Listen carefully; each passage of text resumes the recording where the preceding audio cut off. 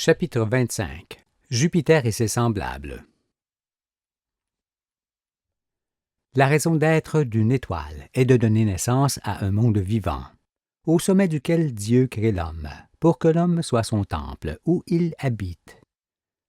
Dans le Nouveau Testament, il est dit « Ne savez-vous pas que vous êtes le temple de Dieu, et que l'Esprit de Dieu habite en vous? » Or, pour se représenter l'activité de la matière qui conduit à l'humanité, au temple de Dieu donc, on doit comparer l'existence des familles d'astres, telle la famille solaire, à celle des familles humaines. En effet, comme toute famille a une généalogie, les familles d'astres ont pareillement une généalogie. Car être et astre sont issus de l'unique principe d'existence qui est l'intégration, désintégration perpétuelle de la matière, qui occasionne le renouvellement de toutes choses. Mais, comme rien ne peut bénéficier des mêmes circonstances, il en résulte des différences. Par exemple, on peut trouver 11 enfants dans une famille et 3 enfants dans une autre, même si cette dernière est plus âgée. Il y a également des adoptions possibles. Tous les enfants n'ont pas une taille unique ni un aspect semblable, car, de 2 frères, le plus jeune peut être le plus grand. Cela vaut aussi pour les astres.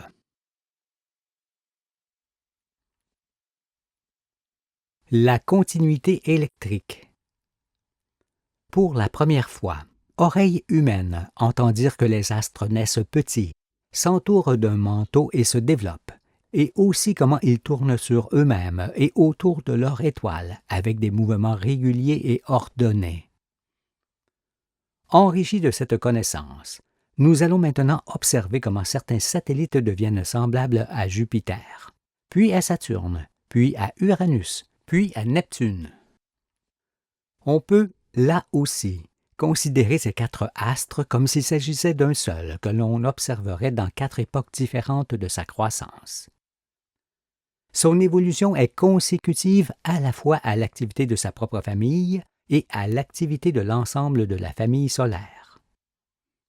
Effectivement, tout comme le Soleil, qui a un immense champ de lignes de force et un vaste plan d'anneaux sur lesquels les planètes évoluent, Jupiter et ses semblables ont chacune un champ de lignes de force et un plan d'anneaux sur lesquels évoluent leurs satellites nés de ces anneaux.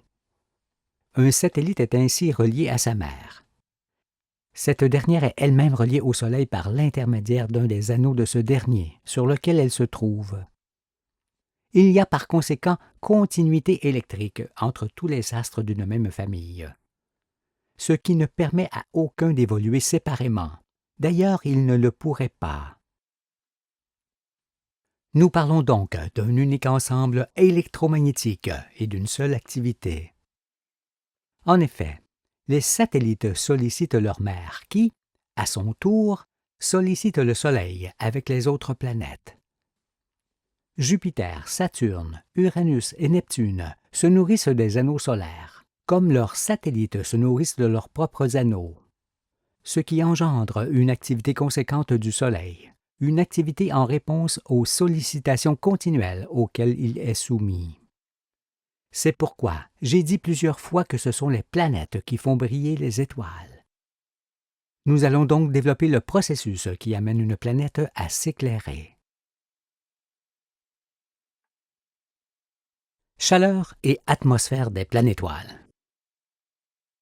En fonction de ce que l'on sait maintenant sur l'activité de l'aimant, on comprend que plus les planètes engendrent des satellites, plus elles s'activent pour les nourrir. Lorsqu'on parle de leur activité électromagnétique, on entend aussi leur échauffement.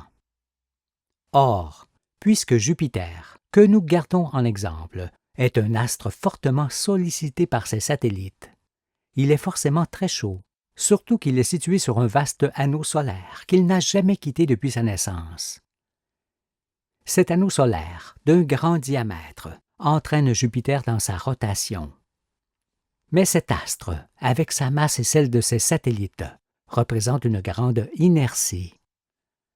Par conséquent, l'anneau solaire, qui tourne beaucoup plus vite autour du Soleil que ne le fait Jupiter, produit un grand échauffement sur cet astre, qui est une véritable résistance électrique sur cet anneau. Et cette chaleur croît par l'augmentation de sa propre activité assurément, mais aussi parce que l'activité du Soleil augmente proportionnellement à la croissance et à la multiplication des masses planétaires qui le sollicitent, ce qui augmente d'autant la force de ces anneaux sur lesquels elle évolue. La température qui règne sur ces planètes est donc continuellement en progression. Lorsque l'explosion de l'atmosphère du Soleil éclaira ce dernier, le souffle de cette explosion bouscula fortement les premières planètes, et celles qui échappèrent à leur anneau cessèrent leur activité et se refroidirent. Mais les planétoiles, plus loin que la ceinture d'astéroïdes, accusèrent moins fortement le souffle et ne quittèrent point leurs anneaux respectifs. Leur échauffement fut donc continuel et en progression constante jusqu'à présent, si bien que cette haute température transforme toujours en vapeur le mince manteau qu'elle avait avant que le Soleil ne s'éclaire. L'épaisseur du manteau d'un astre ne dépasse probablement jamais une trentaine de kilomètres. C'est pourquoi je dis que Neptune, Uranus, Saturne et Jupiter sont en train de changer leur manteau en gaz par l'énorme chaleur de leur noyau. Viendra un jour où il ne restera plus qu'une mer en fusion, qui sera directement en contact avec leur atmosphère. Et lorsqu'il en est ainsi sur une planète, celle-ci est sur le point de devenir une nova. Neptune, la plus âgée, est certainement la plus proche de ce moment, alors que Jupiter, la plus jeune, en est encore très éloignée. Ainsi, les gigantesques atmosphères des planétoiles sont dues à l'intense production de gaz qui crée un volcanisme effréné, mais aussi à l'eau qui leur est parvenue de l'ancienne atmosphère du Soleil. En effet, nous verrons que les gaz de l'atmosphère du Soleil explosèrent et qu'une partie de cette atmosphère se déploya dans l'espace sous forme de couronne au sein de laquelle les astres évoluèrent tour à tour. Je le dis déjà, ce phénomène est l'origine de l'eau de la Terre. Mais cette couronne fut un apport d'eau plus considérable encore pour les planétoiles qui ne bougèrent point de leur place. Et cette eau se trouve dans leur atmosphère, mélangée aux autres gaz qu'elles produisent par elles-mêmes. On comprend aisément que si la chaleur du noyau de ces astres ne se faisait directement sentir dans l'épaisseur de l'atmosphère, les gaz qui la constituent se liquéfieraient forcément et tomberaient sur le sol, où ils formeraient un océan de glace. On est alors obligé d'en conclure que Jupiter, Saturne, Uranus et Neptune ne peuvent plus avoir un manteau semblable à celui de la Terre, qui isole le noyau de l'atmosphère. Non, l'aspect de ces énormes masses d'air indique formellement qu'une forte chaleur règne en elles, et qui ne pourrait être avec un épais manteau isolant. Par conséquent, puisque l'atmosphère de ces astres est formée d'aussi abondants nuages, alors qu'il fait très froid dans leur parage, c'est que l'immense chaleur du noyau se fait sentir très haut. Expliquons pourquoi il en est ainsi. En exemple, nous savons que la formation des nuages terrestres est due à la condensation des gaz atmosphériques qui se liquéfient lors d'une brusque chute de température. Car l'eau est un corps qui passe de l'état gazeux, l'air, à l'état liquide, la mer, puis à l'état cristallin, la glace, lorsque la température chute, et inversement lorsque la température croît. Ce changement d'état est le cycle complet de l'eau qui occasionne la pluie, la neige, la glace ainsi que des pressions et des dépressions dans l'atmosphère.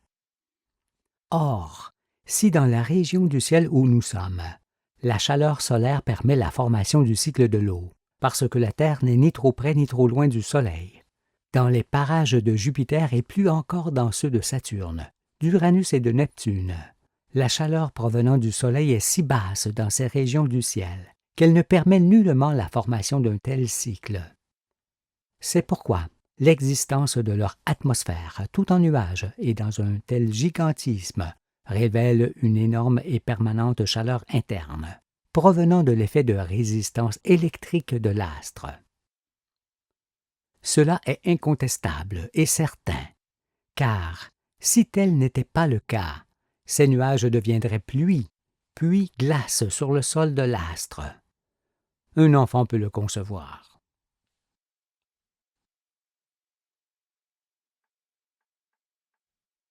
La tache ovale de Jupiter. Depuis la Terre, nous pouvons observer l'atmosphère géante des planétoiles, et plus particulièrement celle de Jupiter, au bord de laquelle nous discernons une tache permanente, rouge et ovale. Ces atmosphères sont toutes constituées de bandes claires et sombres que l'on distingue sur leur disque.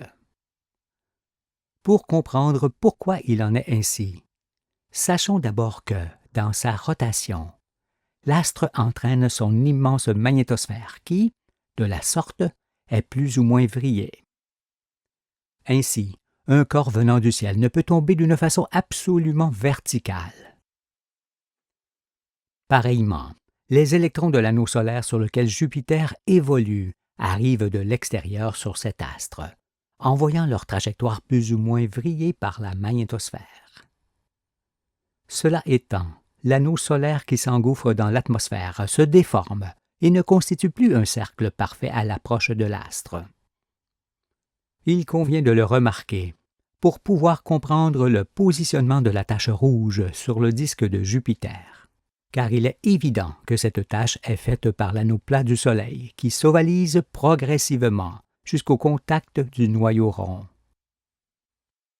Ici sont représentés le noyau et l'immense atmosphère de Jupiter, ainsi que l'anneau solaire qui arrive au contact du noyau et en repart plus ou moins déformé. Désormais, nous savons que Jupiter est une sphère aimantée sur laquelle les électrons de l'anneau solaire sont obligés de passer, et que ce flot d'électrons peut souffler les gaz à son passage, comme nous l'avons vu avec l'exemple de la chandelle. On en conclut alors que cet anneau, plat et large dans le lointain, se densifie et s'ovalise forcément à l'approche de la sphère métallique et crée de la sorte une turbulence de forme ovale dans l'atmosphère, depuis le bord de celle-ci. Par sa grande largeur, cette fameuse tache ovale montre nettement la taille du noyau métallique de Jupiter. Et on la voit rouge parce que, formée par l'anneau qui s'engouffre dans l'atmosphère, elle ne peut réfléchir la lumière solaire de la même façon que ne le fait le reste de l'atmosphère, composée d'une couche de cristaux de glace en haute altitude. Elle nous apparaît donc rouge pour cette raison. Et elle ne se déplace nullement sur le disque de Jupiter, comme l'affirment ceux qui la surveillent attentivement. Non, elle reste au même endroit par rapport à l'anneau solaire qui la forme. Si on l'observe sur le disque dans des positions différentes chaque année, comme si elle faisait le tour de l'astre dans un sens ou dans l'autre, c'est que l'angle d'observation depuis la Terre a changé. Jupiter met en effet plus de 11 de nos années pour accomplir une révolution entière, en étant fortement incliné sur son axe par rapport au plan des anneaux du Soleil. Aussi, tous les ans, on aperçoit cette tache positionnée différemment sur son disque, par changement d'angle d'observation. Elle ne fait donc pas le tour de l'astre, même si elle en donne l'apparence. Comme l'anneau solaire tourne forcément plus vite autour du Soleil que ne le fait Jupiter, ce dernier fait résistance et s'échauffe fortement. Or, comme toute résistance, il y a forcément une entrée et une sortie du courant formé par les électrons.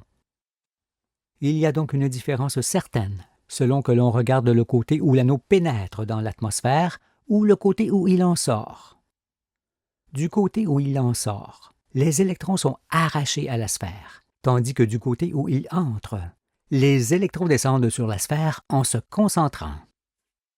Cela signifie que la section de l'anneau ne peut pas être identique de part et d'autre au contact de l'astre, et qu'il ne peut exister une tache semblable des deux côtés. Produite par l'anneau solaire, cette forme ovale révèle à l'évidence que le diamètre du noyau de Jupiter est de peu supérieur à celui de la Terre, qui entrerait tout juste dans la grande largeur de cette forme. Il en est forcément de même pour le noyau de Saturne, d'Uranus et de Neptune qui, étant plus âgés, ne sont que légèrement plus gros que celui de Jupiter. Cela nous donne aussi une vision plus exacte de la taille du noyau solaire, et par là même de toutes les étoiles, car tous les astres sont issus de l'unique phénomène électromagnétique. Les astres ne peuvent alors pas avoir les énormes différences de taille que les savants vous faisaient croire dans les ténèbres de ce monde. Voici, tel qu'on l'observe, l'image extérieure de Jupiter. Cette image montre l'anneau sur la tranche, déjà ovalisé depuis assez loin, d'où son épaisseur sur la figure. Il apparaît alors que l'anneau du Soleil est comme un pieu immuable dans l'atmosphère de Jupiter, et que cela ne peut qu'engendrer un retard des gaz qui se heurtent dans leur rotation. Puisque, comme toutes les planétoiles, Jupiter tourne rapidement sur son axe en entraînant sa masse atmosphérique dans sa rotation, on assiste forcément au brassage de cette atmosphère à partir de ce pieu immuable sur lequel les gaz et les cristaux de haute altitude se heurtent. Son atmosphère est donc obligée de se centrifuger et de former ainsi les bandes claires et sombres que l'on observe. La centrifugation est la séparation des constituants de mélange par la force centrifuge. Ces bandes en sont la conséquence, car elles résultent de la séparation des gaz liquéfiés sous forme de brouillard ou de cristaux en haute altitude, et auxquels gaz se mélangent les fumées et les poussières provenant de l'intense volcanisme qui règne sur cet astre. Formée de l'extérieur par l'anneau solaire, la tache rouge de Jupiter n'est pas d'origine interne, et elle ne pouvait nullement être saisie à partir des observations que l'on faisait d'elle depuis la Terre. Mais puisque les planètes qui se préparent à devenir étoiles suivent le même processus électromagnétique, on en déduit que la fameuse tache ovale doit exister pareillement sur Saturne, Uranus et Neptune. Toutefois, comme sur ces planétoiles tout est plus avancé que sur Jupiter, cette tache est peut-être moins visible et différente d'aspect. D'autant que les anneaux du Soleil sur lesquels elle règne sont différents, eux aussi, en étant plus vastes et plus éloignés. Mais c'est le phénomène qui importe et non son aspect. Il est obligé cependant que ces planètes se ressemblent et que leur atmosphère de grande épaisseur soit brassée par les anneaux solaires sur lesquels elles évoluent. En raison de toutes ces évidences, il vous apparaît que je n'arrange pas les faits pour qu'il en soit ainsi, mais que ce sont eux qui s'unissent pour qu'il n'en soit pas autrement. L'expérience de l'électricité soufflant les gaz de la chandelle le démontre amplement, car il est évident que l'anneau solaire peut aisément créer une turbulence dans l'atmosphère.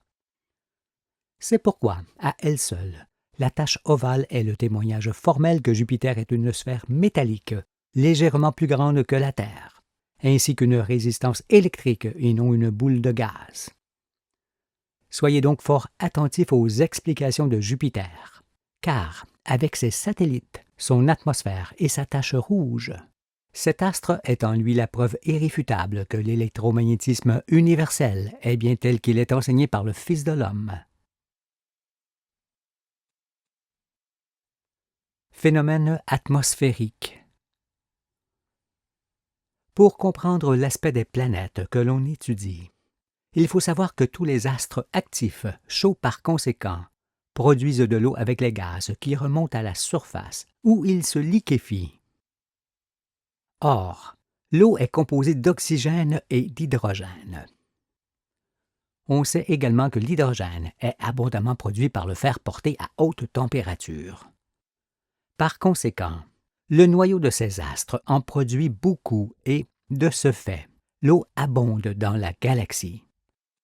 Mais, avec de tels gaz toujours centrifugés et séparés dans les siècles, avec leur compression incessante venant de l'augmentation de puissance de la magnétosphère, avec un échauffement interne grandissant qui finit par créer une mer de métal en fusion tout autour de l'astre, et aussi avec d'énormes éclairs qui ne cessent de se produire dans ces gaz.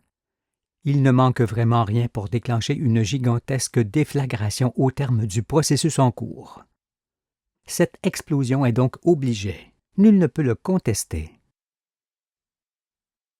On a déjà vu que, tout comme les enfants, le dernier-né des satellites est toujours celui qui augmente le plus rapidement de taille. Pareillement, Jupiter semble être le plus actif dans ce sens.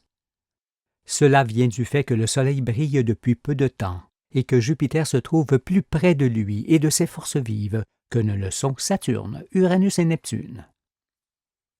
Néanmoins, il n'est pas le plus avancé dans le processus qui conduit ces astres à briller.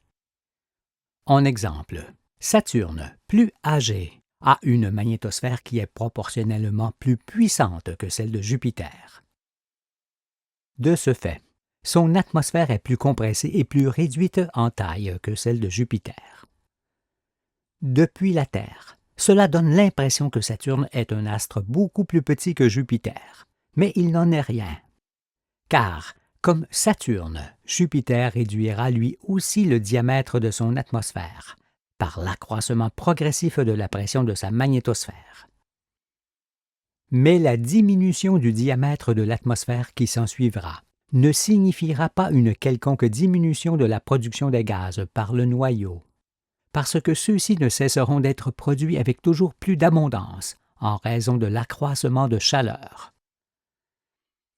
Par conséquent, il faut se représenter la magnétosphère de ces planétoiles comme un contenant indestructible au-dedans duquel les gaz ne cessent de monter en pression et en température, tout en réduisant leur volume.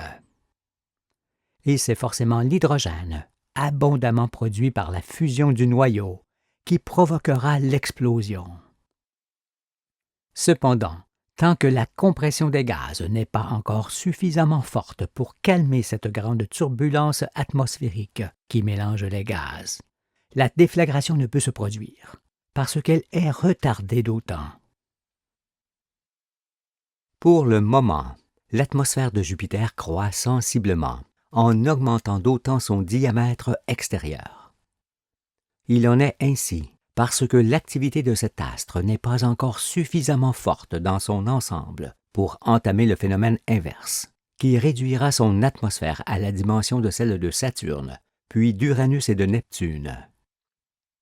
Ce qui calmera les turbulences, favorisera la centrifugation et la séparation des cristaux, et permettra à la chaleur interne de gagner tout le volume atmosphérique.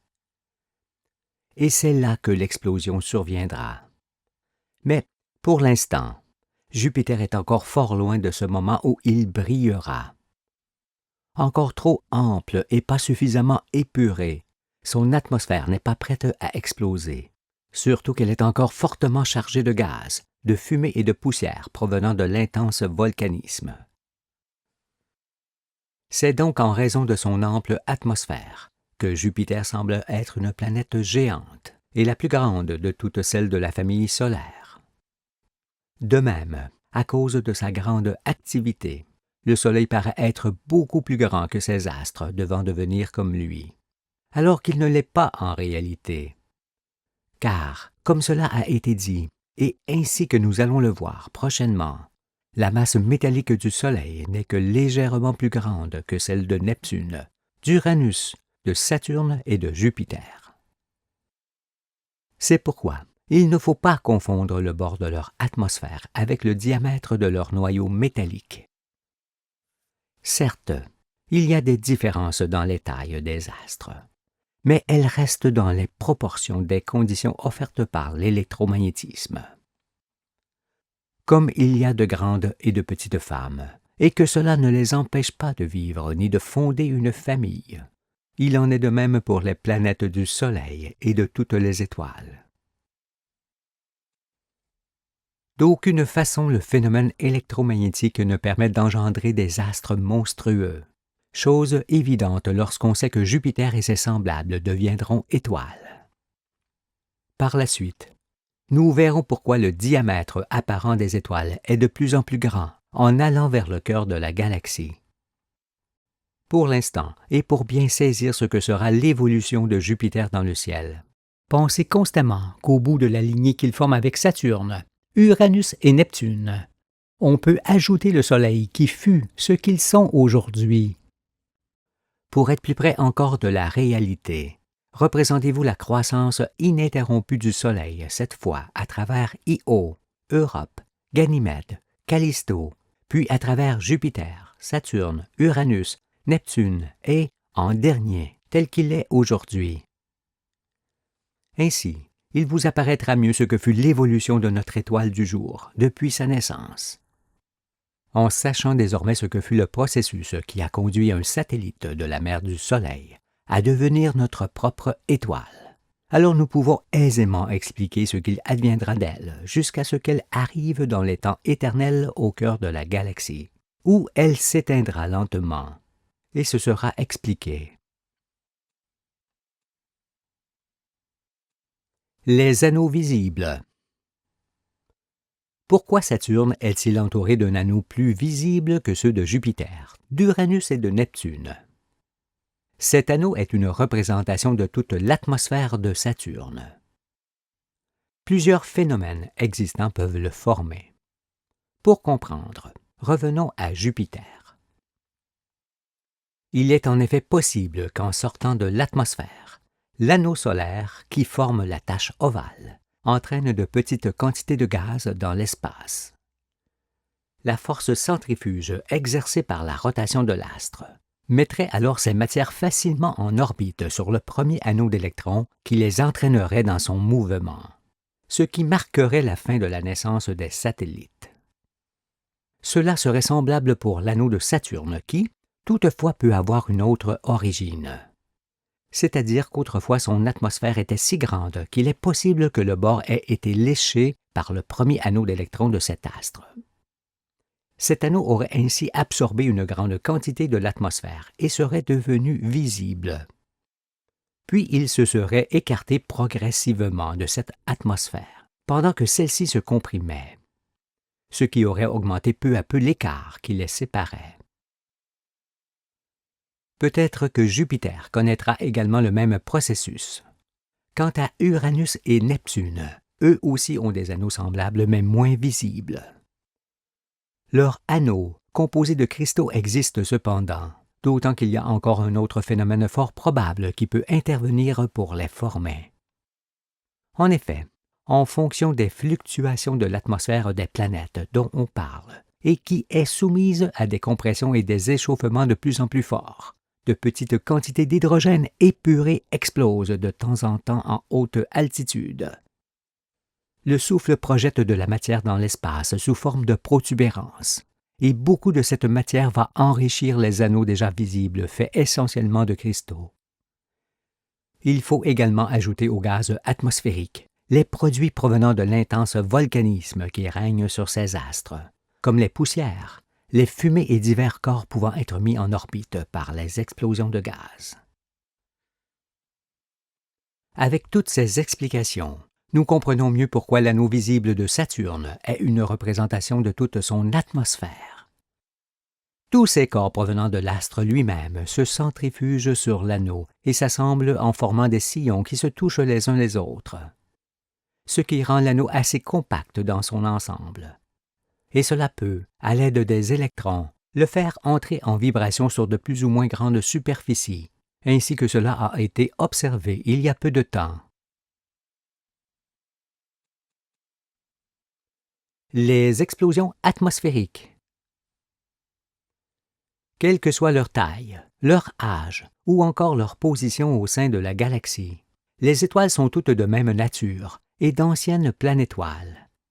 Leur activité n'est autre que le fonctionnement électromagnétique de l'aimant dans toutes ses possibilités. Il y a l'avant-étoile quand elle ne brille pas encore, et l'après-étoile quand elle brille à la suite de l'explosion de son atmosphère. Puisqu'on sait maintenant que le noyau des planétoiles est du ferro-nickel, dont la surface en fusion produit de grandes quantités d'hydrogène, il suffit d'observer l'atmosphère de ces astres pour voir qu'elle se prépare à exploser. Il est en effet impossible que les gaz produits continuellement se séparent, se compriment et s'échauffent toujours plus, sans qu'une immense et longue explosion n'y mette un terme. On voit ici le noyau de l'une de ces planètes, ainsi que son atmosphère qui est comprimée et contenue par la magnétosphère. L'immense chaleur qui remonte du noyau participe aussi à cette compression. Il est évident que dans de telles atmosphères composées d'aussi abondants nuages, les pluies sont incessantes et ne parviennent probablement pas à atteindre le sol sans être à nouveau vaporisées. Mais puisqu'il s'agit d'une couronne de gaz allant exploser, le cœur de cette explosion se trouvera obligatoirement tout autour de celle-ci, comme le montre le croquis. Les particules se propulseront donc dans deux sens opposés. Toutes celles qui se trouvent à l'intérieur du trait discontinu seront projetées vers le noyau métallique qu'elles attaqueront en éclairant l'étoile, tandis que toutes celles qui se trouveront à l'extérieur de ce trait seront projetées vers l'espace en entraînant le restant atmosphérique qui n'aura pas explosé. Il y aura donc deux effets contraires que nous développerons. Nous aurons ainsi une connaissance parfaite de la famille solaire et de tout l'univers. Pour l'instant, retenons qu'une partie seulement de l'atmosphère sera vivement propulsée du côté de l'espace par le souffle de l'explosion. Au début du phénomène, cet immense nuage aura un aspect comparable à celui d'un globe. Mais en raison de la rotation de l'astre qui lui a donné naissance et de la magnétosphère qui se fait sentir à l'infini, ce nuage deviendra progressivement une couronne qui augmentera de surface et de diamètre en s'éloignant. Si l'on parle de Jupiter qui s'éclaire, ce nuage de vapeur d'eau sera illuminé par le Soleil certes, mais aussi par Jupiter lui-même qui sera la nouvelle étoile qui brillera au centre. Cela étant, ce nuage éclairé par deux étoiles sera visible de fort loin et pendant de nombreux siècles. Ces explications nous montrent également que toutes les étoiles du ciel sont un jour entourées d'un tel nuage. Les planètes que l'on étudie sont des étoiles en préparation. Supposons alors que les satellites de Jupiter aient atteint la taille des astres du Soleil et que Jupiter soit sur le point de s'éclairer. Précédons alors son éclairement et imaginons que son atmosphère vienne d'exploser, comme le représente cette figure. Indépendamment de l'éclairement de l'astre que cette explosion provoque, on constate que, selon leur taille et leur position, les satellites sont bousculés de leur place originelle d'une façon différente, ainsi que les flèches proportionnelles le représentent. On voit aussi que le globe de vapeur d'eau fortement illuminé s'éloigne rapidement dans l'espace où il finira par s'évanouir le long des siècles. Ce sont là les deux effets de l'explosion atmosphérique qui éclaire l'étoile et provoque le bouleversement de l'ordre établi des satellites. On remarque également que cette couronne de vapeur passera tour à tour sur chacun d'eux.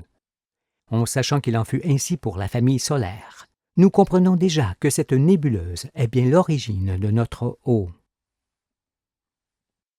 Lorsqu'elle devient étoile, la planète possède plusieurs satellites assez importants et non 4 seulement. On imagine alors fort bien le bouleversement des satellites provoqué par le souffle de l'explosion. On comprend, en effet, que les plus petits et les plus proches de l'astre seront probablement chassés de leur anneau par le souffle, et que les plus gros et les plus lointains ne le seront pas, le souffle étant déjà très atténué dans leur parage. Ceux qui seront chassés de leur anneau se refroidiront, tandis que ceux qui ne le seront pas s'échaufferont considérablement, sans discontinuer. Ce sont là toutes les différences que l'on peut déjà remarquer dans la famille solaire, c'est-à-dire sur les planètes qui connurent ce chambardement lorsque le Soleil s'éclaira. La figure précédente nous a montré la formation et le développement du nuage de vapeur d'eau, qui s'en va dans les confins. Ici, nous observons ce que fut l'évolution de ce nuage dans le temps, et bien après qu'il soit passé sur l'astre le plus éloigné de l'étoile nouvelle qui brille au centre et qui en est l'origine. Dans cette image, on peut voir la nébuleuse de Lyre avec ses 2 étoiles, l'une étant l'étoile nouvelle au centre et l'autre sa mère vers le bord, telles qu'on les observe en ce jour depuis la Terre. Nos planétoiles seront un jour entourées, elles aussi, d'une telle couronne visible par des observateurs lointains, car chaque étoile nouvelle possède la sienne, sans exception. C'est pourquoi on en observe beaucoup dans le ciel. Les écluses du ciel étant maintenant ouvertes, on sait qu'il n'y a point d'interruption dans le phénomène électromagnétique depuis la densification de l'essence intergalactique par la galaxie elle-même jusqu'à ce qu'elle devienne un satellite, puis une planète telle Jupiter et jusqu'à ce qu'elle brille. Voyons alors, dans un même mouvement, l'essence former la magnétosphère, puis les lignes de force, puis les anneaux et les satellites qui s'échauffent et se développent pour devenir comme Jupiter. Ensuite, observons sa tache rouge faite par l'anneau ovalisé du Soleil, puis son atmosphère qui se compresse et s'échauffe de plus en plus jusqu'à son explosion, et enfin le nuage de vapeur qui s'éloigne dans les confins sous forme de couronne. Tout ce processus, simple et d'une grande cohérence, est sans rupture et d'un seul mouvement des parties qui le forment. Ne soyez donc point incrédules, mais croyez, comme je crus lorsque tout cela me fut révélé.